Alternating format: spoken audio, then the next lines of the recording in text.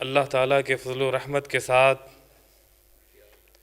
ہمارے معزز مہمان قائد یوتھ فورس حافظ سلمان اعظم صاحب تشریف لا چکے ہیں۔ وہ قائد، وہ جماعت، منہج سلف کی پاسبان جماعت، اور اس جماعت کے نظم کو سرزمین کراچی سے لے کر خیبر تک، خیبر سے لے کر لاہور کی گنجان سڑکوں تک، اور لاہور کے آثار قدیمہ سے لے کے گلگت بلتستان کی بلند و بالا چوٹیوں تک اہل حدیث نوجوانوں کو ایک زنجیر میں بند کر دیا ہے۔ وہ عظیم قائد، شیر دل قائد حافظ سلمان اعظم صاحب انشاءاللہ اپنے خیالات سے ہماری تربیت فرمائیں گے۔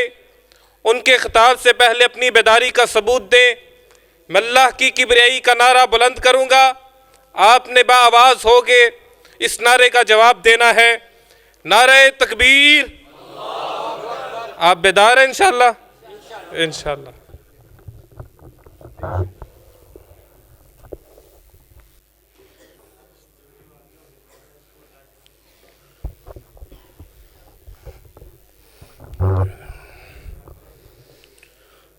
بسم اللہ الرحمن الرحیم۔ الحمدللہ حمد الشاکرین، والصلاة والسلام علی المبعوث رحمۃ للعالمین، نبینا و حبیبنا و سیدنا محمد صلی اللہ علیہ وسلم وعلی آلہ وصحبہ الطیبین الطاہرین، اما بعد۔ اعوذ باللہ من الشیطان الرجیم۔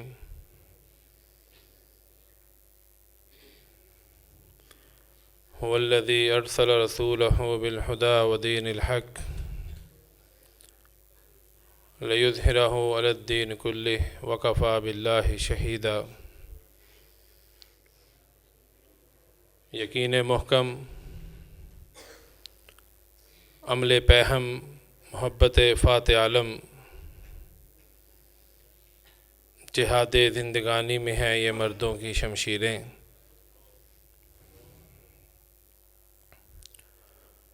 اگر جواں ہو میری قوم کے جسور و غیور،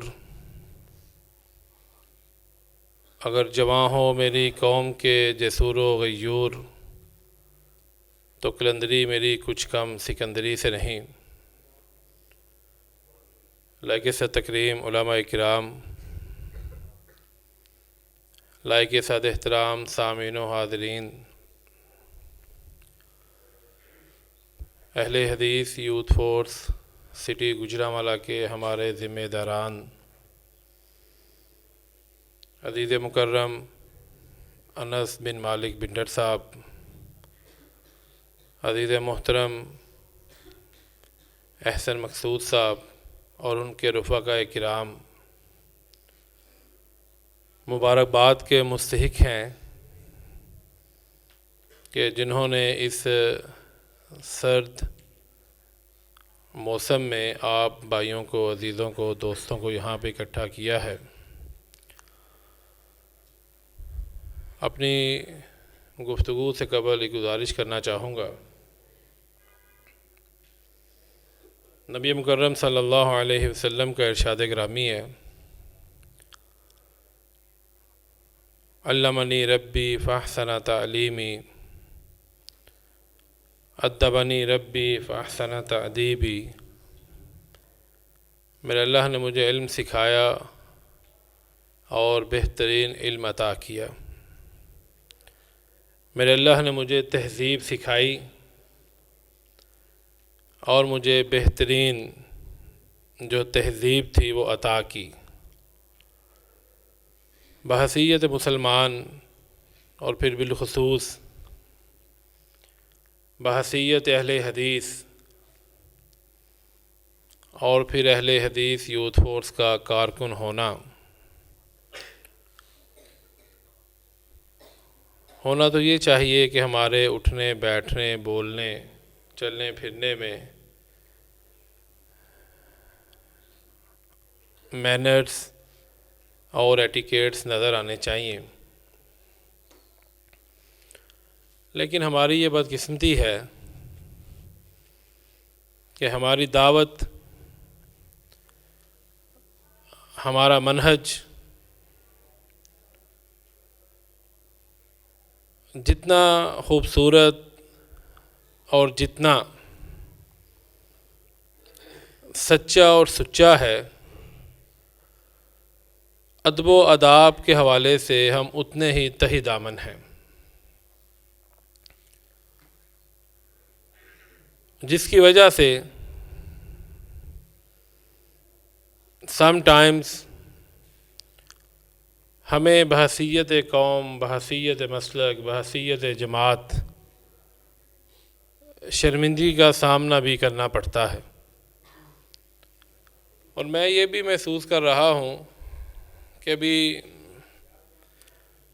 حال میں جو ہمارے احباب تشریف فرما ہیں، ان کا تعلق زیادہ تر کسی دینی مدرسے کے ساتھ ہے، جو مخصوص گیٹ اپ مجھے نظر آ رہا ہے، اس سے میں یہی سمجھتا ہوں۔ تو میری یہ درخواست ہے کہ ایک تو آپ آگے کے ہو جائیں، دوسرا بیٹھنے پہ کسی کی پابندی نہیں ہے، ہر انسان کی بیٹھنے کی کیپیسٹی ہے، میری بھی ہے، میری آپ سے کم ہی ہوگی۔ تو اگر کوئی تھک چکا ہے، اب چاہتا ہے کہ چلیں تھوڑی ہوا چینج ہو جائے، تو باہر ماشاءاللہ اچھی خاصی دھند پڑی ہوئی ہے،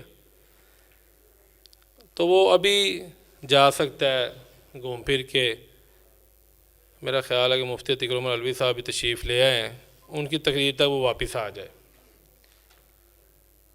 مجھے اس سے فرق نہیں پڑتا کہ حال میں کتنے بیٹھے ہوئے ہیں، میری اپنی ایک عادت ہے، میں نے جتنی تیاری کی ہوئی ہے وہ چاہے ایک بندے کیوں نہ بیٹھا ہو، اپنی بات پوری کر کے جاؤں گا۔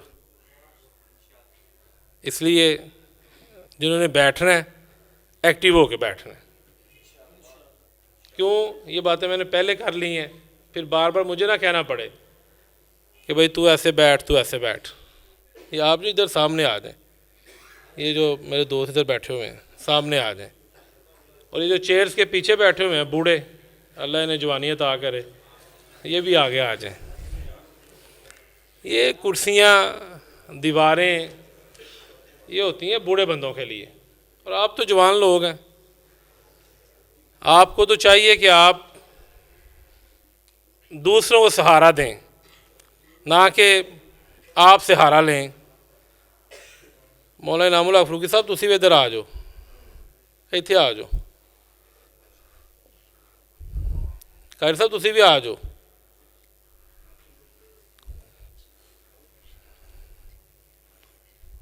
آؤ تو نہیں سانوں اج کوئی مٹھائی بنتی تو کھانی، میں سب میری نہیں سب دی بنتی ہے کہ اللہ نے تمہیں جنی عزت عطا کی۔ آ جاؤ، ویکھو نا کھانا والا کتنا اچھی ماشاء اللہ آکھیا۔ چلیں جی اپنی بات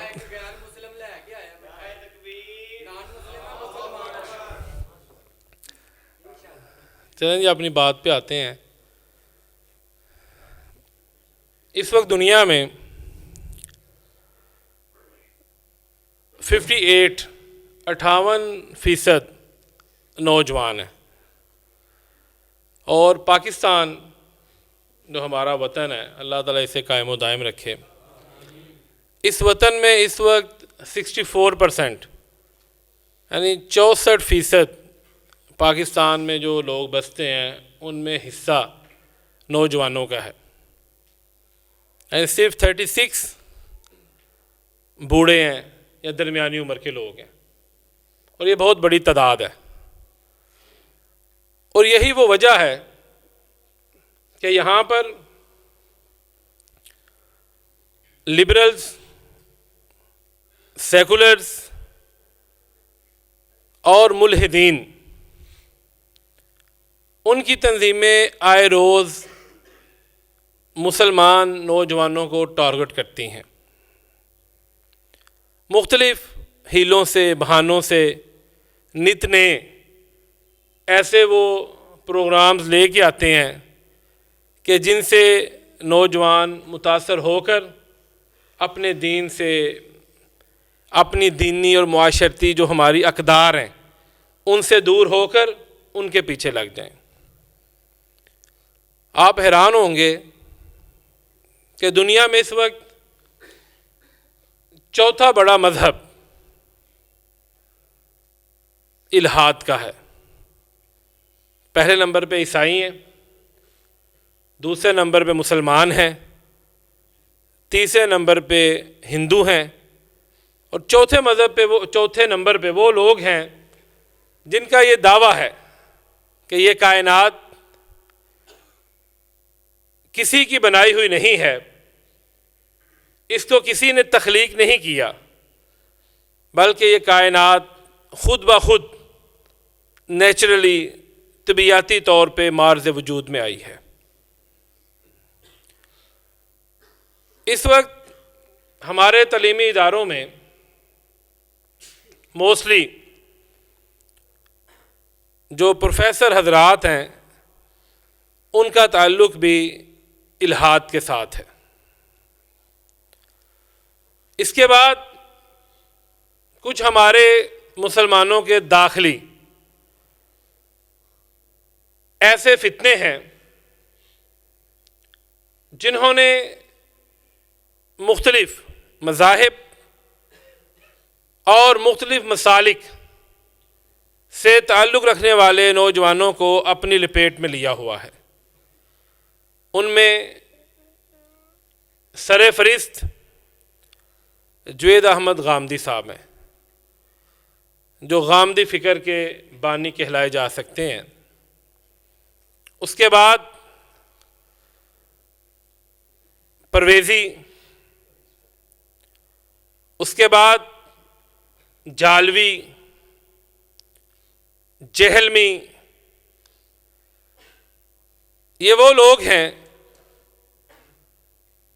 جو مختلف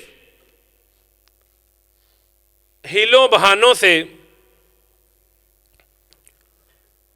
مسلمانوں کے جو مقدسات ہیں ان کو ٹارگٹ کرتے ہیں،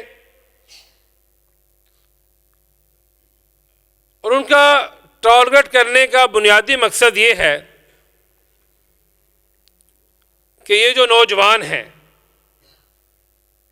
ان کے دل و دماغ سے اسلام کی اور اسلام کی جو مقدس ہستیاں ہیں، شخصیات ہیں، ان کی قدر و قیمت کو کم کیا جائے۔ جب آپ کسی بھی ہستی کی قدر و قیمت کم کریں گے، جب آپ ان کی جو عزت وقار جس کے لیے وہ ڈیزرو کرتے ہیں اسے کم کر دیں گے، تو پھر آپ کے لیے ایسی ہستی کی توہین کرنا آسان ہو جاتا ہے۔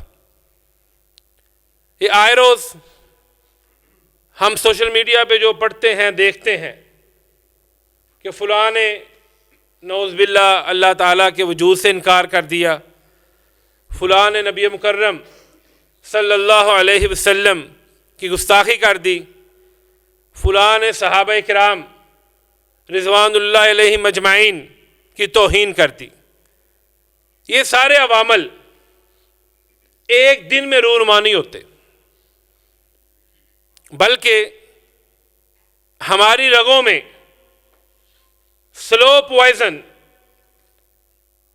جو ہے وہ انجیکٹ کیا جا رہا ہے، ہماری باڈی میں آہستہ آہستہ ایسا زہر داخل کیا جا رہا ہے کہ جس سے ہمارے نوجوانوں میں جو دین کی غیرت ہے اس کو ختم کیا جائے۔ گزشتہ ہفتے میں ڈاکٹر طاہر القادری صاحب کا ایک کلپ سن رہا تھا۔ میں اس سے پہلے یہ سمجھتا تھا کہ ان کا یہ عقیدہ یزید بن معاویہ کے بارے میں ہے کہ امت کے جو اسلاف ہیں، جو ائمہ ہیں، انہوں نے ان کے بارے میں اچھا یا برا کہنے سے منع کیا ہے. لیکن گزشتہ ہفتے میں نے ان کا جو کلپ سنا اس میں وہ فرما رہے تھے کہ یہ کون لوگ ہیں جو سیدنا معاویہ رضی اللہ تعالیٰ عنہ کی تعریف کرتے ہیں، توصیف کرتے ہیں، ان کے نام سے کانفرنس، ان کے نام سے درس کرواتے ہیں، ان کے نام کی کتابیں لکھتے ہیں. ڈاکٹر صاحب یہ بات کرتے ہوئے بڑے جذباتی ہو رہے تھے، پسینہ ان کا نکل رہا تھا، چہرہ ان کا سرخ ہو رہا تھا، اور وہ فرما رہے تھے کہ یہ کیوں کر رہے ہیں. کہاں پہ سیدنا علی رضی اللہ تعالیٰ عنہ اور کہاں پہ ابو سفیان کا بیٹا معاویہ. اور میں وہ کلپ سن رہا تھا جب، تو میں سوچ رہا تھا کہ جب کوئی ایسا نوجوان جسے صحابہ کرام رضوان اللہ علیہم اجمعین کی قدر و قیمت کا صحیح طور پہ اندازہ نہیں، جب وہ ڈاکٹر صاحب کے یہ کلمات سنے گا کہ کہاں پہ سیدنا علی اور کہاں پہ ابو سفیان کا بیٹا معاویہ، تو وہ نوجوان کیا اثر لے گا، اس گفتگو کا کیا امپیکٹ اس نوجوان کے اوپر پڑے گا. یعنی پہلے آج سے 15 برس 20 برس قبل بات کی جاتی تھی رافضیوں کی کہ ہم نے نوجوانوں کو یہ غامدی، اسراری، مدودی فکر جو ہے، پرویزی، اگر ہم ان سے بچا پائے تو رافضیوں سے ہم نے کس طرح بچانا ہے. لیکن یہ چند سال 4 5 6 برس ان میں اب ہم یہ سوچتے ہیں کہ یہ جو نیم رافضی ہیں ان سے ہم نے اپنے نوجوانوں کو، ان کے عقیدوں کو کس طرح محفوظ رکھنا ہے. ایک بندے کا تو ہمیں پتہ ہے اس کا چہرہ بھی کالا ہے، اس کا لباس بھی کالا ہے، دل بھی کالا ہے، عقیدہ بھی کالا ہے، اس سے تو آپ کہہ دیں گے. ابھی یہ خاور رشید بھٹ صاحب بات کر رہے تھے عیسائیوں کی کہ کرسمس گزرا ہے تو ہمیں کرسمس کی مبارکباد نہیں دینی چاہیے. یہ بات ان کی بالکل ٹھیک ہے، ان کا جو اس کے پیچھے عقیدہ ہے اس میں یہ مبارکباد دینی بنتی نہیں ہے. لیکن یہ جو نیم رافضی سنیت کا لبادہ اوڑھ کر بالخصوص آل ابی سفیان رضی اللہ عنہم کے بارے میں نوجوانوں کو ورغلاتے ہیں، ان نوجوانوں کو ان سے کون محفوظ رکھے گا؟ اسی طرح فی زمانہ ایسے اسکالرس جنہوں نے کسی مستند عالم دین کے سامنے زانو تلمس طے نہیں کیا، نوجوان سوشل میڈیا کی جو چمک ہے، جو اس کی مختلف لائٹس ہیں، ان سے متاثر ہو کر جب ان کو سنتا ہے، ان کے پیچھے چلتا ہے، تو وہ فکر، وہ سوچ جو اس کے اندر ڈیولپ ہوتی ہے اور اس کے بعد وہ جو اس کا اصل ٹریک ہے، جو اصل راستہ ہے، اس سے ہٹ جاتا ہے، تو اس کا ذمہ دار کون ہوگا؟ پھر یہ فیمنسٹ اسکالرس اور المیہ کیا ہے کہ یہ تمام کے تمام شروع میں اپنے آپ کو اہل حدیث، مکتبہ فکر یا اہل حدیث جو سوچ ہے، جو منہج ہے، اس کے ساتھ جوڑتے ہیں. اور جب یہ عوام کے اندر اپنی جڑیں پھیلا لیتے ہیں، جب چند لوگ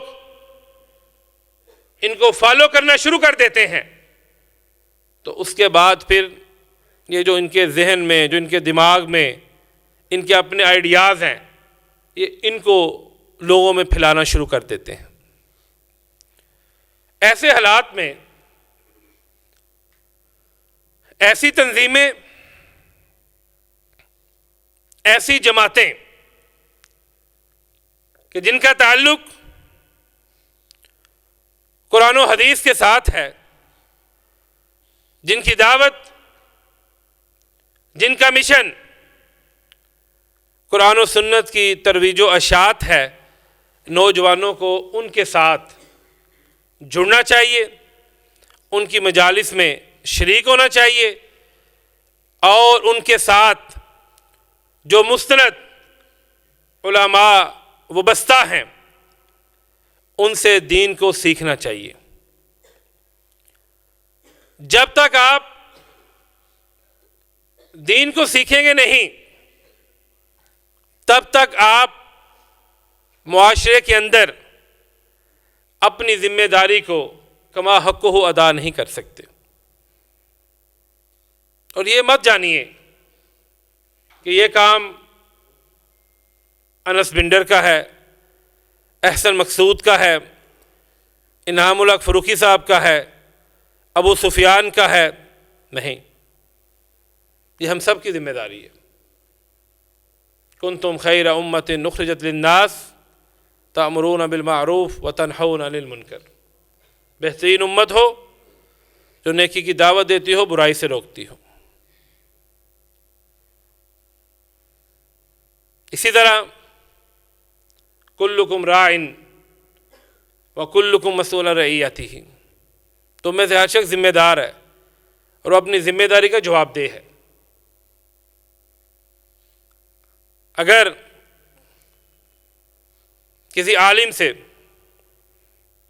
کسی مدرس سے، خطیب سے، امام سے کوئی شخص، نوجوان سوال پوچھتا ہے، آپ اسے جواب دینے کی بجائے، اسے مطمئن کرنے کی بجائے، سیٹسفائی کرنے کی بجائے، اگر آپ اسے جھڑک کر خاموش کروا دیتے ہیں، منع کر دیتے ہیں، دھتکار دیتے ہیں، تو پھر وہ ایسی راہ چنے گا، ایسا راستہ چنے گا جو بالآخر اس کے عقیدے کو تباہ و برباد کر دے گا۔ او یار جلسہ ہوتا پہ، تو یہ مٹھائی کھاؤ پی تو سامنے۔ ابھی الحاد کے متعلق ایک مناظرہ بڑا مشہور ہو رہا ہے، ہر بندے کی اپنی رائے ہے، میری اپنی رائے ہے، مفتی عتیق الرحمن الوی صاحب کی اپنی رائے ہوگی۔ میں تو اس میں بھی 2-3 دن سے یہی بات کہہ رہا ہوں کہ وہ شخص جس کا اپنا عقیدہ اشعری، معتزلی، ماتریدی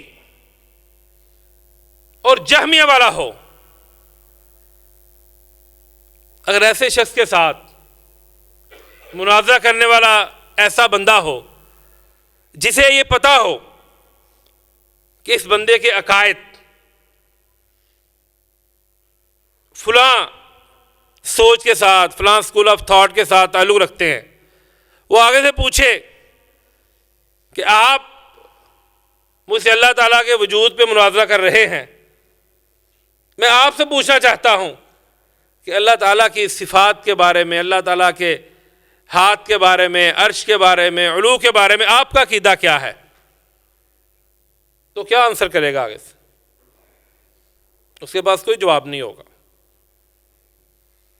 یہ بات میں نے اس لیے کی ہے، میں دیکھتا رہتا ہوں سوشل میڈیا پہ اپنے دوستوں کو، بھائیوں کو، ہمارے بھی کئی سلفی نوجوان، اہل حدیث نوجوان، وہ بھی ایسے مواقع پہ سوشل میڈیا کی جو فین فالوئنگ ہے، جو یہ فالورز اور ویوز کا چکر ہے، اس سے اتنے متاثر ہوتے ہیں کہ وہ بھی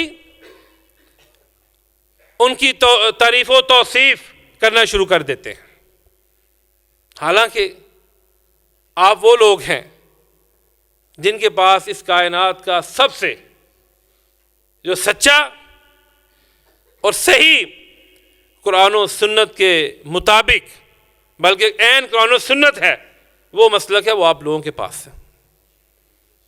لا تزال طائفۃ من امتی منصورین علی الحق لا یضرهم من خذلهم حتی تقوم الساعہ۔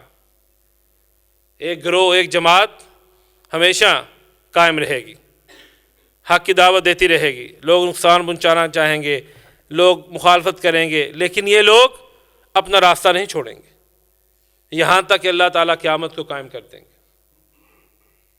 یحییٰ بن معین، علی بن مدینی، احمد بن حنبل، ان سے پوچھا گیا کہ اس سے مراد کون لوگ ہیں، وہ کون سی جماعت ہے؟ تو امام احمد فرماتے ہیں اور اس سے مراد اہل حدیث نہیں ہے تو پھر میں نہیں جانتا کہ اللہ تعالیٰ کی زمین کے اوپر جماعت حقہ کون سی ہے۔ نبی مکرم علیہ الصلوۃ والسلام فرماتے ہیں الدین بدا غریبا وسیعود کما بدا فطوبی للغرباء۔ اس دین کی ابتدا جب ہوئی تو اس پہ عمل کرنے والا اجنبی سمجھے جاتے تھے، اور ایک ٹائم آئے گا کہ دوبارہ اس دین کے اوپر عمل کرنے والے اجنبی سمجھے جائیں گے۔ فطوبی للغرباء، کامیابی، کامرانی انہی اجنبیوں کے لیے۔ آج بھی کل میرے پاس جامعہ محمدیہ کے آخری سال کی جو کلاس ہے اس کا جو امیر ہے اس کا تعلق پسرور سے ہے، تو میں نے ان سے پوچھا آپ کے گاؤں کا نام کیا ہے؟ اس نے نام لیا تو میں نے کہا یار یہ کدھر گاؤں ہے، میں تو پسور آتا جاتا رہتا ہوں۔ تو اس نے بتایا کہ یہ فلاں روڈ پہ ہے۔ تو میں نے کہا کہ یہ آپ کا گاؤں اتنا معروف نہیں ہے، کیا وہاں پہ ہماری مسجد نہیں ہے؟ اس نے کہا کہ پورے گاؤں میں ہمارا اکیلا گھر ہے، ابھی تک ہم مسجد نہیں بنا سکے۔ حالانکہ ہم کیا کہتے ہیں جی کروڑوں میں ہیں۔ ابھی بھی ایسے علاقے ہیں، میں ابھی 10 دن پہلے سندھ گیا تھا تو وہاں پر میلوں شہر کے شہر، بستیاں کی بستیاں گزر جاتی ہیں، آپ کو اہل حدیث کی مسجد نظر نہیں آتی۔ اور وہاں پر اس وقت قادیانی اور رافضی یہ دونوں آئے روز کبھی مساجد بنا رہے ہیں، کبھی یہ وہاں پر کنویں کھدوا رہے ہیں، کبھی یہ لوگوں میں راشن تقسیم کر رہے ہیں۔ مقصد کیا ہے ان کا؟ کیا وہ لوگوں کی خیر خواہی چاہتے ہیں؟ بالکل نہیں، وہ بلکہ ان لوگوں کی دشمنی کر رہے ہیں، وہ ان کے عقائد کو تباہ کرنا چاہتے ہیں۔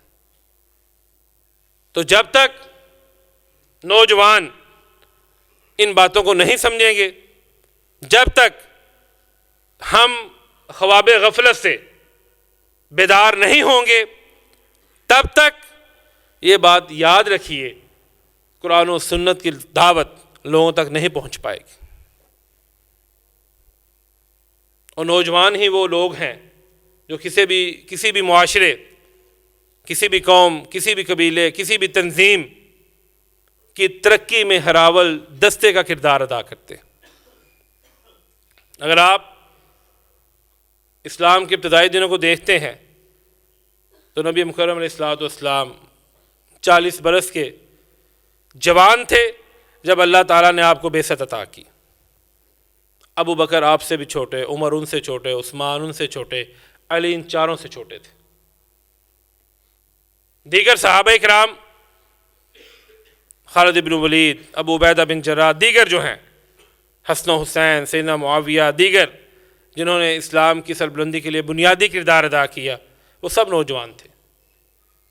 اور آپ اگر اس سے تھوڑا آگے بڑھیں، محمد بن قاسم، طارق بن زیاد، قتیبہ بن مسلم، موسیٰ بن نصیر، جتنے بھی یہ معروف اسلامی تاریخ کے جرنیل ہیں، یہ بھی نوجوان تھے۔ اگر آپ اس سے آگے بڑھیں، اگر ہم بر صغیر کی بات کریں، بر صغیر میں سے سیدین شہیدین کی، جماعت مجاہدین کی بات کریں تو شاہ اسماعیل شہید، شاہ احمد شہید، شاہ شہید، یحییٰ علی، علماء صادق پور، علماء پٹنہ، علماء بہار، اگر آپ ان سب کی تاریخ اٹھا کے دیکھیں تو ہمیں پتہ چلے گا کہ آج یہاں گجرانوالہ میں اس خوبصورت ترین مسجد میں ہم جتنے آرام سے، سکون سے، تحفظ کے ساتھ بیٹھے ہوئے ہیں، اس کے پیچھے ہمارے ان اسلاف کی شب و روز کی قربانیاں ہیں۔ کیا آپ جانتے ہیں کہ 1857 کی جو جنگ آزادی تھی،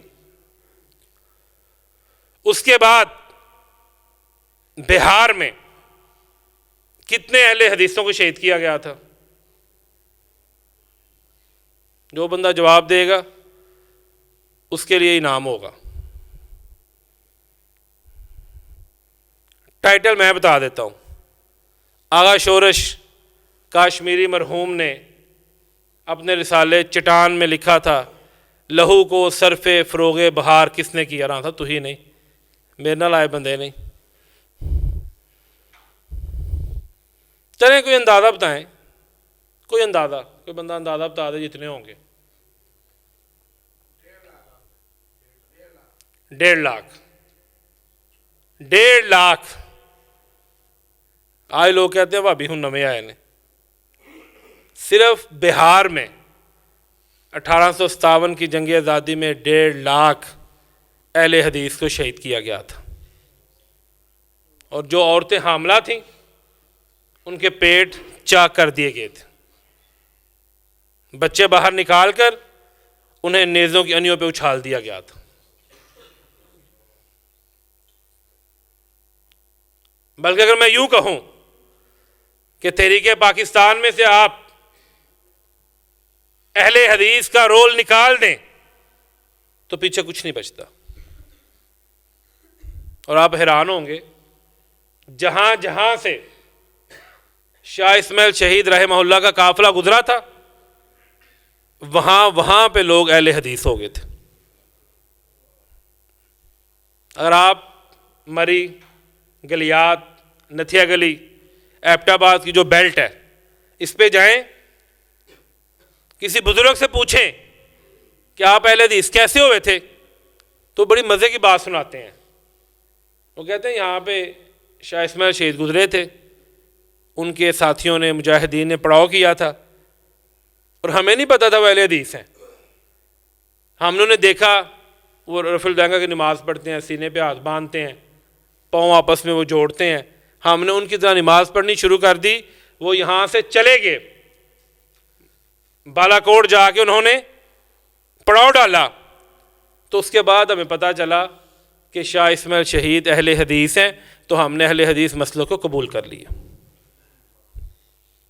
اس لیے میرے دوستوں، میرے بھائیوں، میرے عزیزوں، آپ ہی وہ لوگ ہیں جو اہل حدیث مسلک کا مستقبل ہیں، آپ ہی مرکزی جمعیت اہل حدیث کا فیوچر ہیں، آپ ہی اہل حدیث یوتھ فورس پاکستان کی امید ہیں، اور آپ ہی پاکستان کے استحکام، امن اور ترقی کی نوید ہیں۔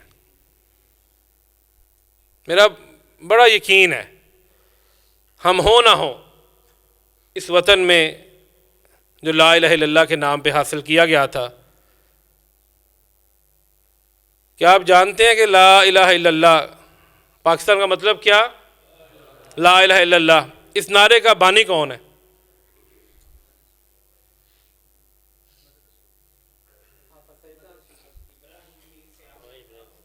اس نعرے کے بانی امام العصر مولانا ابراہیم میر سیالکوٹی رحمہ اللہ ہیں۔ قائد اعظم رحمہ اللہ نے امرتسر میں تقریر کی، ان کی تقریر انگلش میں تھی۔ تقریر کے ترجمے کے لیے مولانا ابراہیم میر مائک پہ تشریف لائے، تو انہوں نے آ کے کہا کہ میں قائد اعظم کی جو تقریر ہے اس کا ترجمہ ان الفاظ میں کروں گا کہ پاکستان کا مطلب کیا؟ لا الہ الا اللہ۔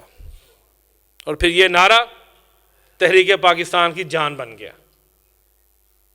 اور میں تو ابھی بھی یہ یقین رکھتا ہوں کہ پاکستان میں جب بھی اسلام کا نفاذ ہوگا انشاءاللہ وہ اہل حدیثوں کے ہاتھوں ہوگا، کیونکہ یہی وہ لوگ ہیں جو قرآن و سنت کے اصل ماننے والے ہیں۔ اور اہل حدیثوں میں سے جب بھی ہوگا انشاءاللہ مرکزی جمعیت اہل حدیث کے ہاتھوں ہوگا، یہی وہ جماعت ہے جو خلافت راشدہ کی متبادل جماعت ہے۔ اللہ تعالی ہم سب کا حامی و ناصر ہو۔ اللہ تعالی ہم سب کو اخلاص کے ساتھ دین، مسلک، جماعت اور وطن کی خدمت کرنے کی توفیق عطا فرمائے۔ چلو عبداللہ صاحب